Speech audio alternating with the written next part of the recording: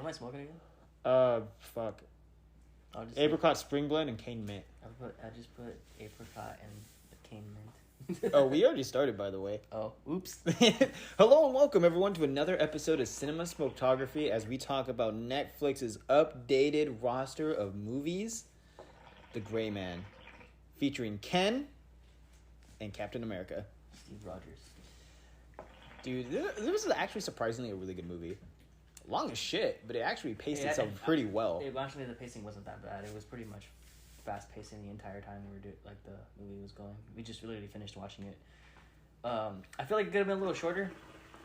I feel like I had no business being that long. Oh yeah, definitely. But what do you expect? From a Russo brothers movie. I know, it's super long and is overly complicated. Now this is actually pretty good. Like Sierra 6 becomes global assassination target number 1 against the super soldier.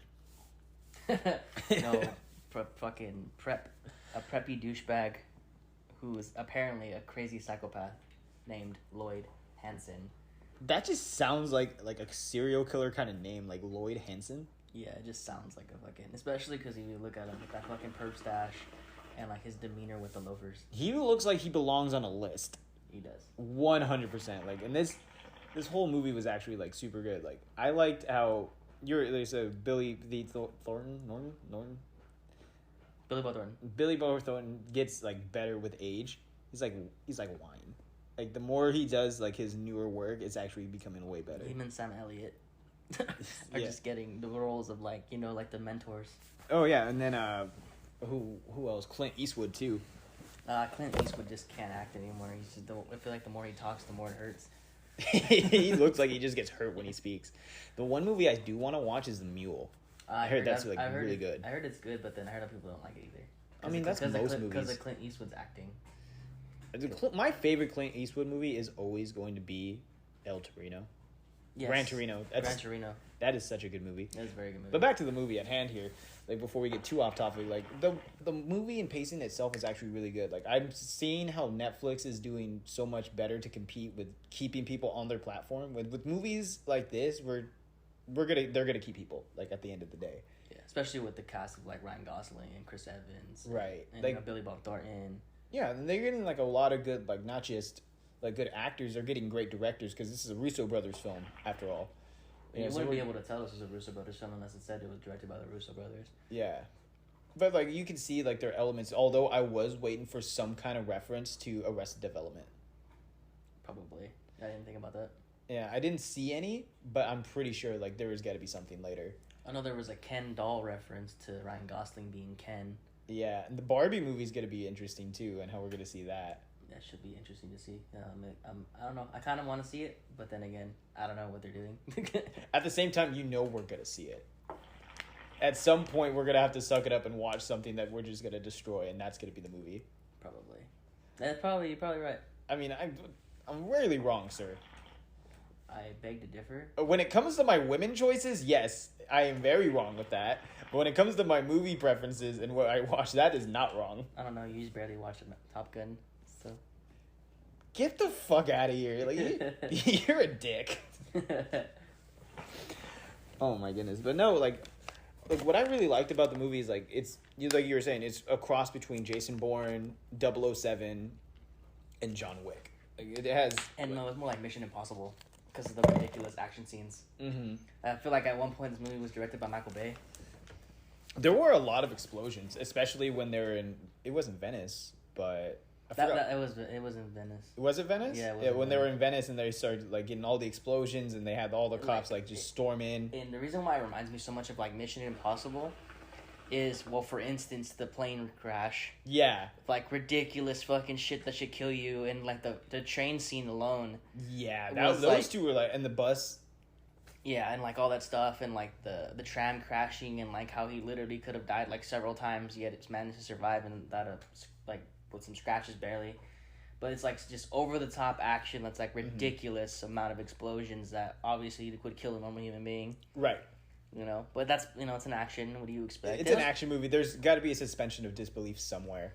So, well, I mean, it's based on the fact that, like this guy is supposed to be the best of the best, going against the best of the best from two different perspectives. Of Right. One's a little bit more on the level of like, oh, where he's good at what he does, but he's a convict, and then you have one that's just a straight sociopath that doesn't follow the rules for anything. Right. And that's like, and it's so crazy because Chris Evans' filmography, other than the MCU and him dominating a lot of like superhero kind of movies, it shows his range of acting here.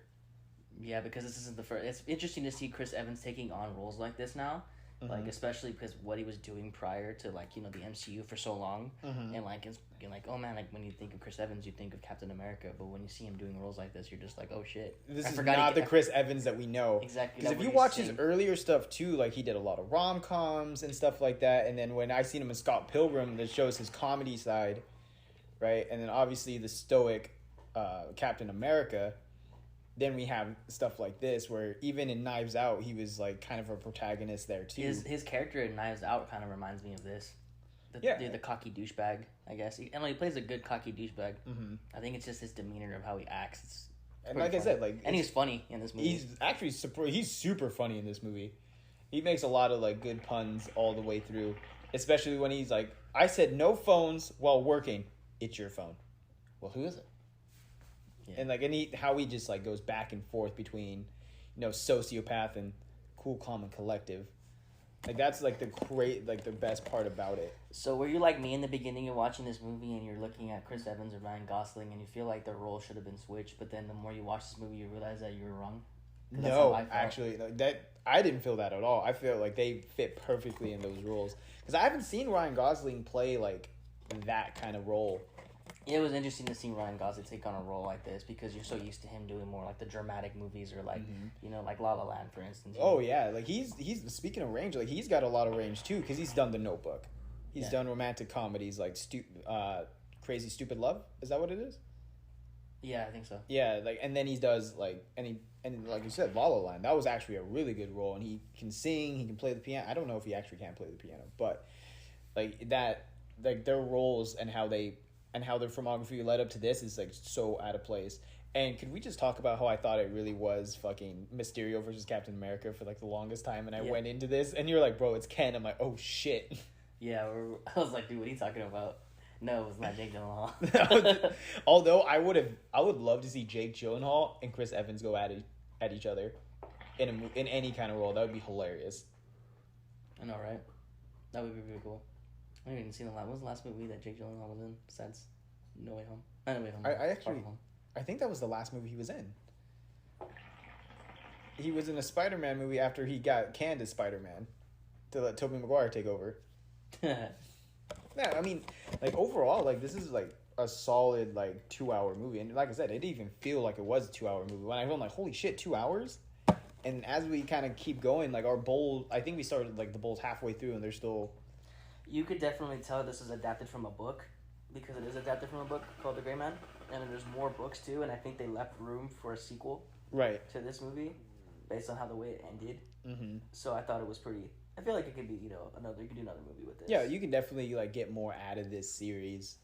And do you know how many books are in the series? Actually, I don't know how many there is. I just know there's another one. It's kind of, you know what else kind of reminds me of? It reminds me of like the Tom Clancy books. Yeah, the Tom Clancy books.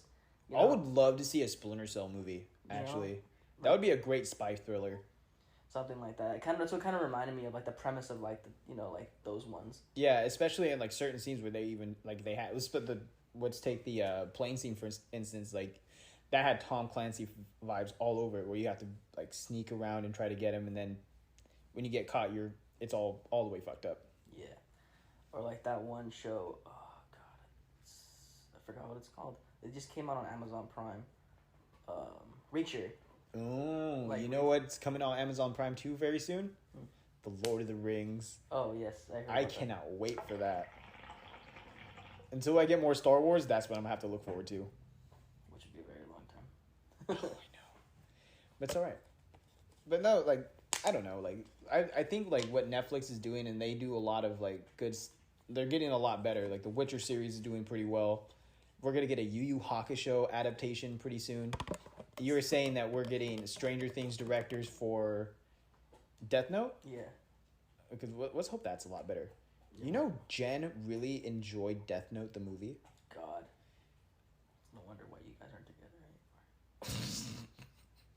anymore. She liked the movie. She's like, yeah, I watched it. And it was good. I'm like, the fuck, bitch? Are you kidding me? And then I made her watch the show, and she's like, oh my God, this is so much better. I'm like, I fucking told you. What a noob. Ugh, I know. And then me just like, ugh, like me wanted like that. I didn't want to break up with her at that point, but when I heard that, I'm like, yeah, you know what? I think it's time. Some red flags there, buddy. Fucking red flag. Now she's married. Good for her. How dare her be happy? Yeah. While you're here by yourself with your 2 cats And my dog. Who won? In the end, You won. In the end, who won?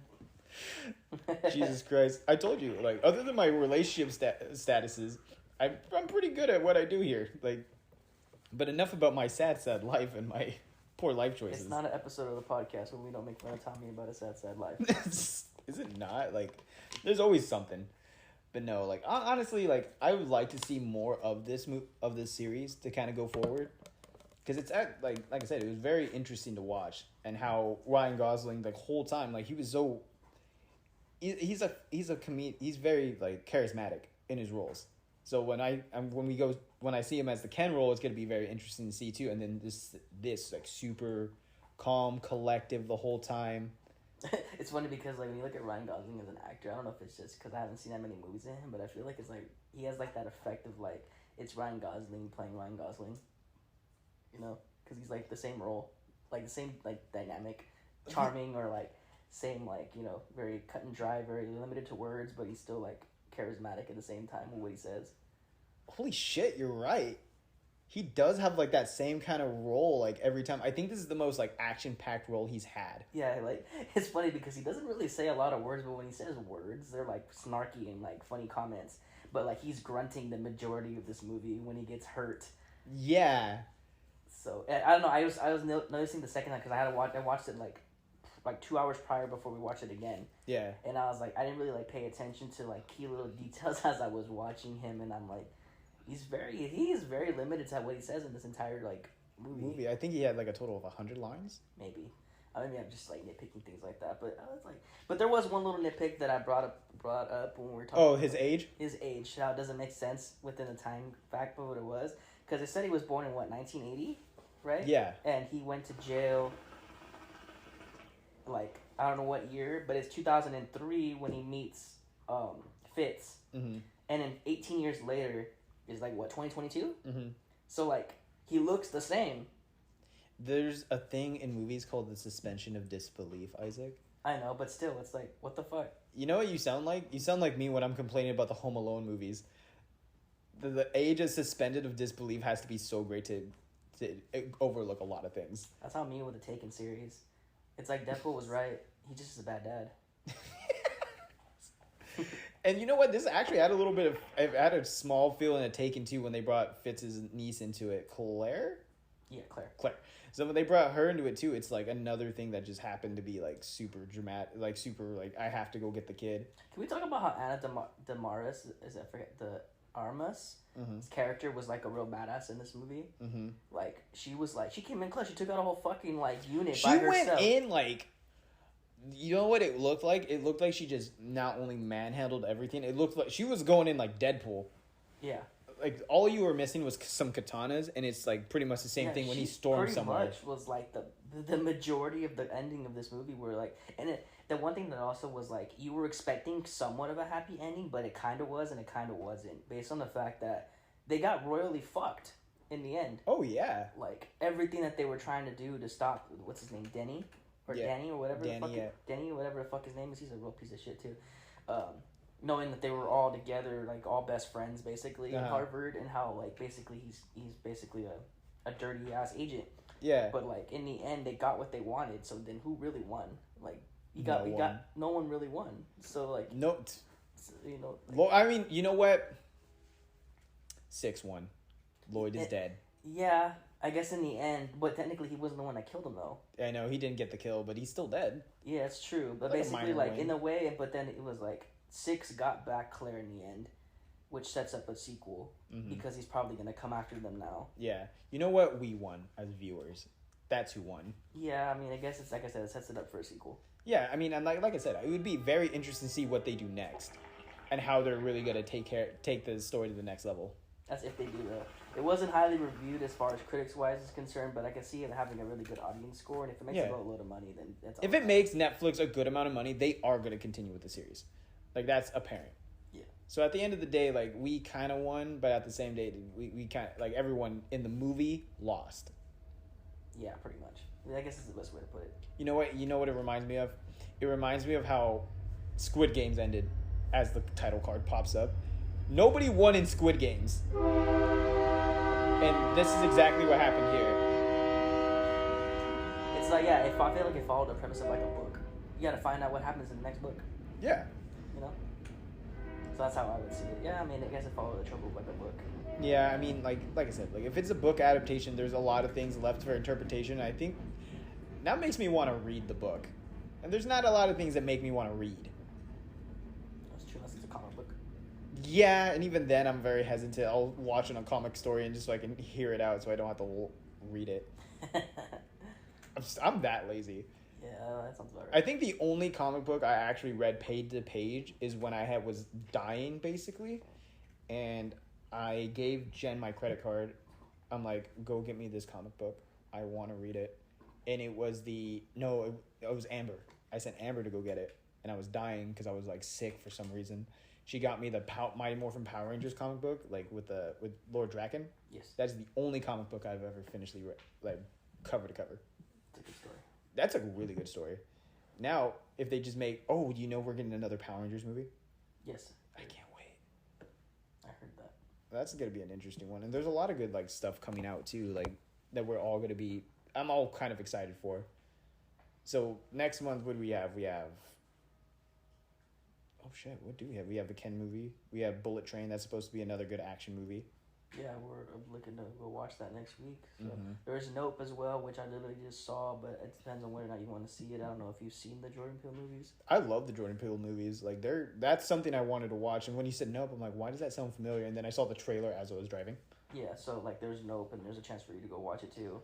Oh, yeah, especially since I'm off for the weekend. Yeah, exactly. So you have a chance to maybe go watch it. Maybe we'll sneak in a podcast next week or something to talk about it. There's a lot to say about that movie. Yeah, it's like a lot of another open-ended as Brooke just like nods her head. Yeah, and I'm still trying to decide whether or not I like it. Oh my god, that's gonna be interesting. Because, she had a lot to say about it. Her sister had a lot to say about it. But me, I was very quiet about it.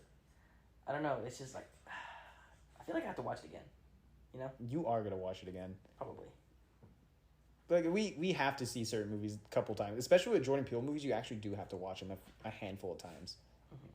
Like, I think I saw Get Out 3 times before I actually started, like, deep diving into it. And that was right before we started the podcast. I don't know. But if I were to give this movie, like, a scale out of 10, I'd have to give it at least a 7. Like, the action was... The action was good. The story was very decent. Like, it was one of the better Netflix films that they've released in the last couple of months. Oh, yeah, because Netflix... Every time I see a Netflix movie come up... I'm just expecting another rom-com that's terrible, right? Or another Adam Sandler movie. Oh, shoot, I heard that movie Hustle's good. Hustle? No, I haven't seen it. Yeah, it's about basketball. He plays a sports agent. Oh, okay.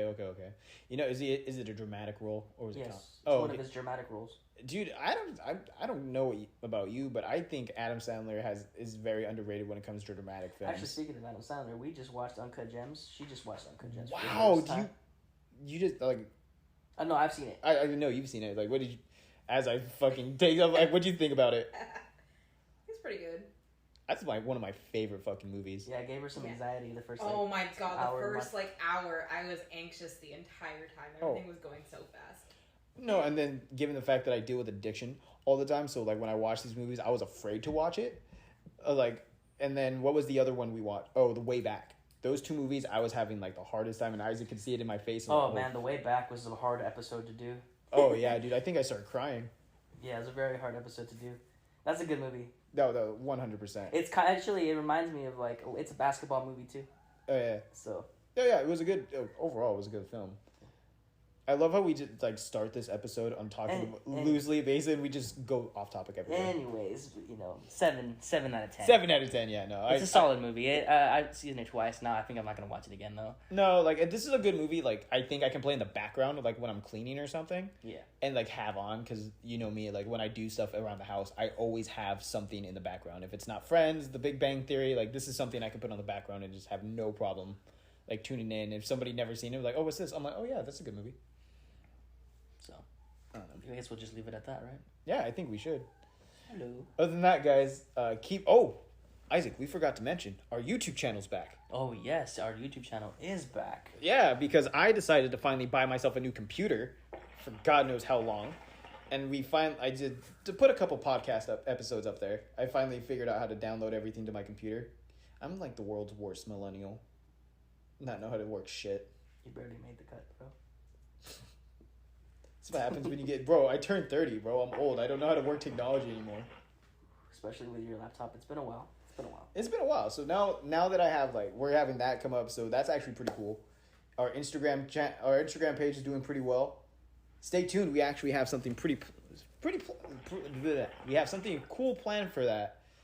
Like, within the next future. I don't know when we're going to do it, but that's going to be fun to do. We're going to be taking it to LA. Possibly. I was going to leave that as a surprise, but thank you for ruining it. Yeah, we are planning, because LA is only a 5-hour drive from us. So there is a potential that we're going to do a on-location podcast, probably watch a movie or see something on the way there. We're not going to tell you guys where, though, yet. Oh, yeah, that's going to be fun. But until next time, guys, keep smoking. I have, like, no smoke left in here. Me either.